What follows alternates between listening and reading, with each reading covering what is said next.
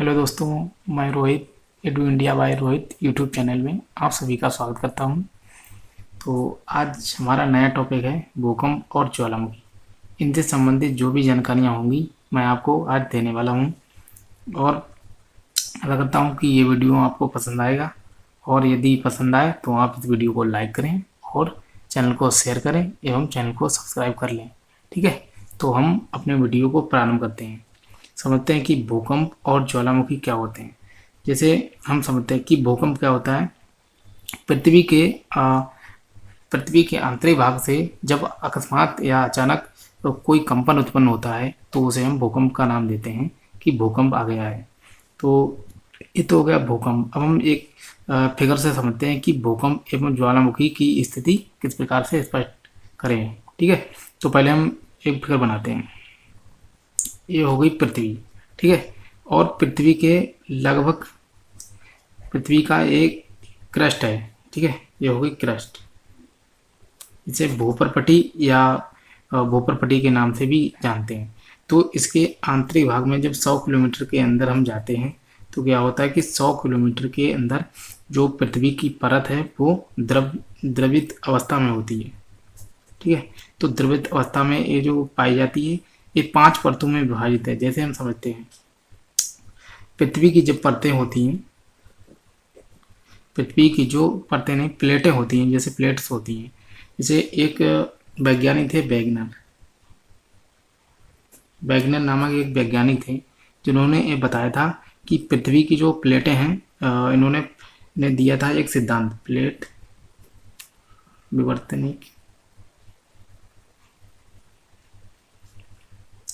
विवर्तन सिद्धांत दिया था। प्लेट विवर्तन सिद्धांत। ठीक है, तो इसको हम समझते हैं। जैसे कि दो प्लेटें होती हैं, एक हो गई ये प्लेट और एक हो गई दूसरी प्लेट। जब दो प्लेटें एक मतलब ऊपर के लिए जाती है, दूसरी नीचे के लिए आती है सकती है, तो क्या होता है तब बनता है, इसे कहते हैं रूपांतर गति। ये होती है रूपांतर गति। जब एक प्लेट ऊपर जाती है और दूसरी प्लेट नीचे को खिसकती है तो उसे हम रूपांतर गति कहते हैं। और इसी के द्वारा उत्पन्न होते हैं भूकंप। भूकंप होते हैं इसी गति के द्वारा। अब दूसरी बात समझते हैं हम। जैसे ये हो गई दोनों प्लेटें, जब एक प्लेट दूसरी तरफ जाती है, दूसरी प्लेट मतलब दोनों प्लेटें अपोजिट साइड में बढ़ना प्रारंभ करती हैं। जैसे एक प्लेट जा रही है पश्चिम की और दूसरी प्लेट पूर्व की तरफ, तो इस प्रकार की जो गति होती है इसे कहते हैं अपसारी। ये होती है अपसारी गति। और अपसारी गति के द्वारा क्या होता है, इससे उत्पन्न होते हैं ज्वालामुखी। तो आप समझ चुके होंगे कि अपसारी गति के कारण पृथ्वी पर ज्वालामुखी उत्पन्न होते हैं और जो रूपांतर गति होती है इसके द्वारा उत्पन्न होते हैं भूकंप। जैसे एक प्लेट ऊपर के लिए जा रही होती, ऊपर बढ़ रही होती और नीचे और दूसरी वाली नीचे मतलब अंदर घुस रही होती, तो इसे कहते हैं रूपांतर गति। और रूपांतर गति के द्वारा उत्पन्न होते हैं भूकंप। जो पृथ्वी पर भूकंप आप अनुभव करते हैं उसे वो रूपांतर गति के कारण आते हैं। और ज्वालामुखी जो कि अपसारी गति के द्वारा आते हैं। जब दो प्लेटें अलग अलग डायरेक्शन में बढ़ना प्रारंभ करती हैं तो ज्वालामुखी उत्पन्न होते हैं। और दूसरी बात समझते हैं, जैसे ये हो गई दो प्लेटें, सॉरी मैंने गलत बना दिया, फिर दूसरा बनाता हूँ। जैसे ये हो गई एक प्लेट, ठीक है, और ये हो गई दूसरी प्लेट। जब कोई प्लेट दूसरी प्लेट के ऊपर अड़ जाती है, जैसे क्या होता है कि ये है पहली प्लेट, ठीक है, और दूसरी प्लेट इसके ऊपर बढ़ना प्रारंभ कर देती है। और जैसे एक प्लेट बढ़ रही है और दूसरी प्लेट आई वो इससे ऊंची हो जाती है, अर्थात इसको दबा देती है। तो क्या होता है कि जब दूसरी प्लेट इसको दबाती है तो इसे कहते हैं अपसारी गति। अपसारी गति मतलब दूसरी प्लेट जो ऊपर वाली होती है वो नीचे वाली प्लेट को दबा देती है और स्वयं बढ़ना प्रारंभ कर देती है। तो इस प्रकार की गति से उत्पन्न होते हैं पर्वत। जो पर्वत जैसे आपने सुना होगा हिमालय पर्वत है या अन्य पर्वत होते हैं, तो वो इसी गति के कारण ऊंचाई पर बढ़ते चले जाते हैं। तो इस प्रकार से जो पहली प्लेट है दूसरी प्लेट उसको दबा देती है और उसके कारण उत्पन्न होते हैं पर्वत। जिसे हिमालय पर्वत है या अन्य पर्वत उत्पन्न होते हैं। तो इस प्रकार से जो भी बातें थी मैंने आपको बताया। अब समझते हैं कि भूकंप भूकंप के बारे में समझते हैं। जैसे ये हो गई हमारी पृथ्वी, और जो भूकंप होता है वो जिस स्थान से उत्पन्न होता है, जैसे एक है स्थान, ठीक है। तो जिस स्थान से पहली बार भूकंप का अनुभव किया जाता है उसे कहते हैं फोकस। अंग्रेजी में इसे फोकस कहते हैं, और यदि हिंदी की बात करें तो इसे कहते हैं केंद्र, उद्गम केंद्र। उद्गम केंद्र के नाम से इसे जानते हैं, जहाँ पर पृथ्वी की सतह पर जहाँ पर पहली बार इसे अनुभव किया जाता है पृथ्वी के आंतरिक भाग में, तो उसे कहते हैं फोकस या फिर उद्गम केंद्र। और जहाँ पर ये पृथ्वी की सतह पर पहली बार ये मतलब महसूस होता है उसे कहते हैं अधिकेंद्र।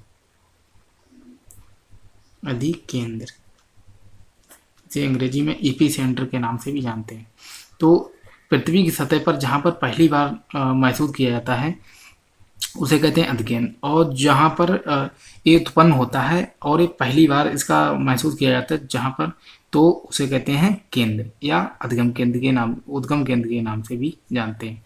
जैसे इस प्रकार से इसका जो एरिया होता है वो मतलब हो जाता है।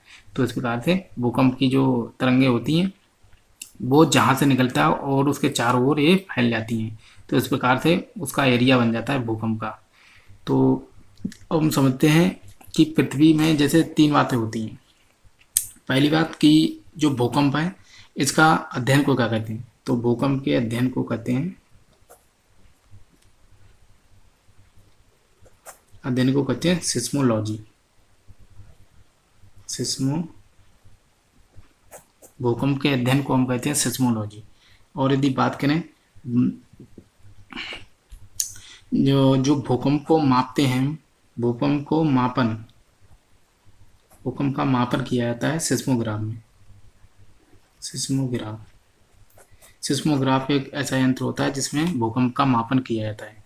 और यदि बात करें कि जो भूकंप की तीव्रता है, तीव्रता का मापन किस में यंत्र से किया जाता है, तो तीव्रता का मापन किया जाता है रिक्टर स्केल। रिक्टर स्केल या पैमाना, रिक्टर स्केल या पैमाना होता है जिसके द्वारा भूकंप की तीव्रता, जैसे आपने सुना होगा कि जो रिक्टर स्केल है उस पर टोटल 6 अंक हैं, ठीक है।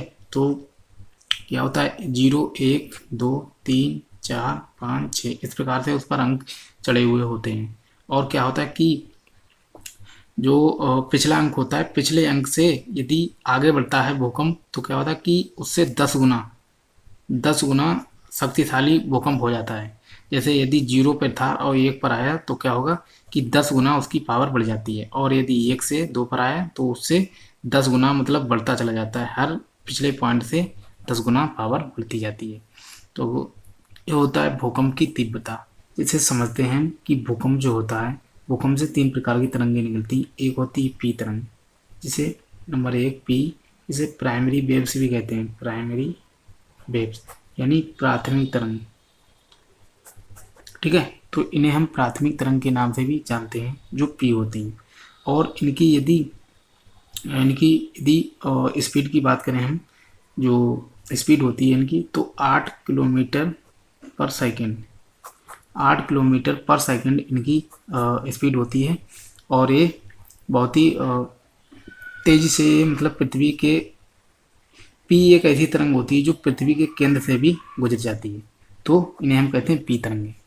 अब हम बात करते हैं, जैसे यदि हम बात करें पी के बाद नंबर 2 पे आती हैं पी एस। जो एस तरंगे होती हैं इन्हें हम सेकेंडरी वेव्स के नाम से भी जानते हैं। सेकेंडरी वेव्स, ठीक है, मतलब द्वितीयक तरंगे के नाम से भी जानते हैं। और यदि इनकी स्पीड की बात करें तो ये 4 किलोमीटर प्रति सेकंड, इनकी जो स्पीड होती है वो 4 किलोमीटर प्रति सेकंड की स्पीड होती है। और जो तीसरी तरंगे होती हैं जिन्हें कहते हैं एल, तो जैसे तीसरी तरंगे जो होती हैं इन्हें कहते हैं एल। तो एल क्या होती हैं, इन्हें लव तरंग के नाम से भी जानते हैं। एल करके इन तरंगों का नाम होता है। जैसे ये हो गई पी, और ये हो गई एस, और ये हो गई एल। इसका एल नाम क्यों पड़ा, क्योंकि एल लव नाम का एक वैज्ञानिक थे तो उन्होंने इन्हें लव नाम दिया था, तो इसलिए इसे लव तरंग के नाम से भी जानते हैं। और जो इनकी स्पीड होती है 1.5 किलोमीटर से लेकर लगभग 3 किलोमीटर तक इनकी स्पीड होती है। मतलब 1.5 किलोमीटर से लेकर इनकी स्पीड जो होती है 3 किलोमीटर पर सेकंड इनकी स्पीड होती है। तो इस प्रकार से 3 तरंगे होती हैं, जिन्हें पी तरंगे, जिन्हें प्राइमरी वेव्स कहते हैं, और इनकी जो स्पीड होती है वो 8 किलोमीटर पर सेकंड होती है। और जो दूसरी सेकेंडरी वेव्स, इन्हें एस तरंगे के नाम से जानते हैं, जो कि इनकी स्पीड जो होती है वो 4 किलोमीटर प्रति सेकंड होती है। और जो लव तरंगे होती हैं इनकी 1.5 किलोमीटर से लेकर 3 किलोमीटर तक इनकी स्पीड होती है। तो इस प्रकार से, और जो पी तरंग होती है ये पृथ्वी के केंद्र से भी गुजर जाती है, जैसे जिसे कोर कहते हैं, तो उससे भी गुजर के जा सकती है। तो अब हम समझते हैं कि ज्वालामुखी के बारे में समझते हैं कि ज्वालामुखी क्या होते हैं।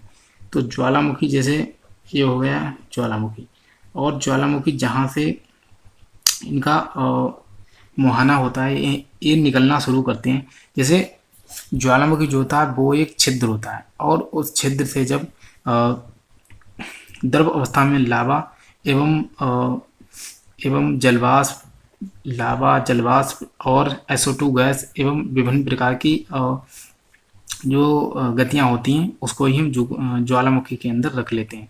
जैसे भूकंप एक छिद्र होता है और उससे निकलता है लावा, जैसे इस प्रकार से निकलता है लावा, जो कि द्रव अवस्था में होता है।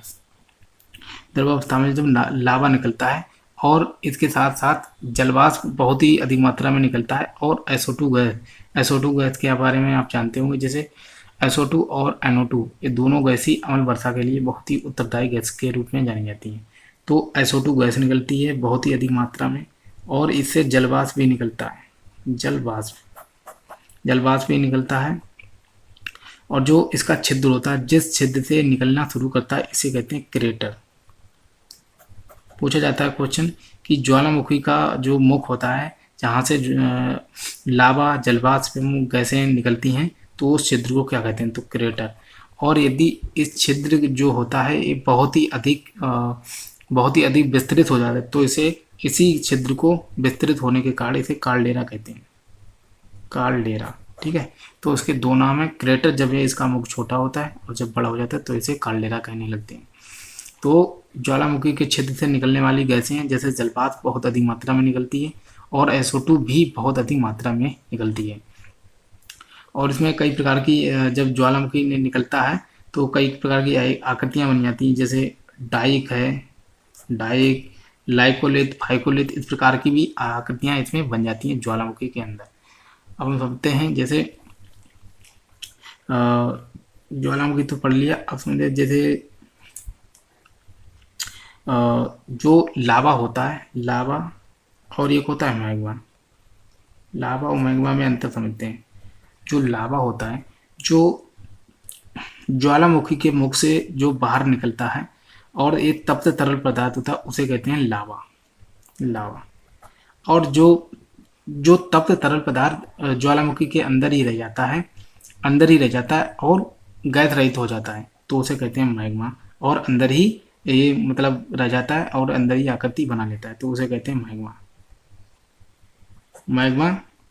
जिसमें जो तप्त तो पहले तो होता है, लेकिन बाद में क्या होता है, ठंडा होने के बाद इसके अंदर गैस नहीं रहती है और इसे मैग्मा बन जाता है। और लावा जो कि एक तप्त तरल पदार्थ होता है, जो कि ज्वालामुखी के उद्गार के साथ बाहर निकल आता है, तो उसे लावा कहते हैं। ठीक है, तो लावा और मैग्मा है, समझ लिए। अब समझते हैं कि जो भूकंप नहीं, ज्वालामुखी जो होते हैं उनके 3 प्रकार होते हैं। जैसे एक होता है सक्रिय ज्वालामुखी। सक्रिय ज्वालामुखी किसे कहते हैं? सक्रिय ज्वालामुखी वो होते हैं, जैसे ये है ज्वालामुखी। ठीक है, अब इससे ही समझ लेते हैं। सक्रिय ज्वालामुखी के अंदर हमेशा जलवाष्प SO2 धुआं इत्यादि हमेशा निकलता रहता है, इसीलिए इसे सक्रिय ज्वालामुखी के अंदर रखा जाता है। और ये हमेशा इसमें जलवाष्प धुआं ये हमेशा निकलता रहता है, इसलिए इसे सक्रिय ज्वालामुखी के नाम से जानते हैं। जैसे इसके उदाहरण हैं कोटोपैक्सी और कोटोपैक्सी, ओजस डेल सालाडो, किलामू एवं अन्य, मतलब बहुत इसके उदाहरण हैं। अब इसके दूसरा होता है प्रसुप्त ज्वालामुखी। प्रसुप्त ज्वालामुखी क्या होता है इसे समझते हैं। प्रसुप्त ज्वालामुखी, प्रसुप्त ज्वालामुखी उसे कहते हैं जो जिनका कभी, मतलब पहले तो उद्गार हो चुका होता है, लेकिन भविष्य में उद्गार होने की बहुत चांस कम दिखाई देते हैं। तो मतलब ऐसा होता है कि इनसे ज्वालामुखी से उद्गार तो होता है, एक दो बार उद्गार हो चुका होता है, लेकिन इनके भविष्य में उद्गार होने की शंका बहुत कम रहती है कि ये होंगे या नहीं होंगे, इनमें मतलब क्लियर नहीं होता है। तो इनको रखा जाता है प्रसुप्त ज्वालामुखी के अंदर, जिनके अंदर ज्वालामुखी उद्गार भविष्य में हो भी सकता है और नहीं भी, तो इन्हें कहते हैं प्रसुप्त ज्वालामुखी। और तीसरे नंबर को होते हैं मृत, मृत ज्वालामुखी। मृत ज्वालामुखी या विलुप्त के नाम से भी जानते हैं, विलुप्त ज्वालामुखी। तो जो मृत ज्वालामुखी होते हैं या विलुप्त ज्वालामुखी होते हैं, इन्हें क्या होता है कि इनसे भी उद्गार होता, पहले तो हो चुका होता है, लेकिन इनसे भविष्य में कभी भी उद्गार होने की आशंका नहीं होती कि इनसे कभी भी ज्वालामुखी उद्गार भविष्य में होगा। तो अर्थात इसे इन्हें मृत ज्वालामुखी की श्रेणी में रख दिया जाता है। सक्रिय, जिनसे हमेशा जलवाष्प या SO2 गैस या अन्य चीज़ें हमेशा निकलती रहती हैं, तो इन्हें हम सक्रिय ज्वालामुखी के नाम से जानते हैं। और प्रसुप्त वो होते हैं जिनसे उद्गार पहले तो हो चुका होता है, लेकिन भविष्य में कोई आइडिया नहीं होता है कि ये मतलब उद्गार होगा या नहीं होगा। तो इस प्रकार के जो ज्वालामुखी होते हैं उन्हें प्रसुप्त ज्वालामुखी कहते हैं। और मृत ज्वालामुखी इस प्रकार के होते हैं जिनसे भविष्य में कभी भी जीवन में उद्गार होने की आशंका नहीं होती है, तो इस प्रकार के ज्वालामुखी मृत ज्वालामुखी के अंदर रखे जाते हैं। अब हम, हालांकि हमने जो इनसे संबंधित जो भी बातें थी उनको हमने पढ़ लिया है। और जैसे एक बात बताऊं मैं, जो ज्वालामुखी, जैसे ये तो आपको मैंने जो महाद्वीप वाली या पर्वत वाली कई वीडियो डाली हैं, तो उसमें मैंने मैप वाइज आपको बताया कि ये है नॉर्थ अमेरिका। तो इस प्रकार से मैंने कई बातें आपको समझा रखी हैं जो कि मैप वाइज आप समझ चुके हैं। तो इतनी तो बात हो गई इस वीडियो में। अब हम एक नेक्स्ट वीडियो लेकर आएंगे जिनके अंदर जितने भी विश्व के प्रमुख ज्वालामुखी हैं उनको हम समझने वाले हैं। तो मिलते हैं नेक्स्ट वीडियो में। जय हिंद, वंदे मातरम।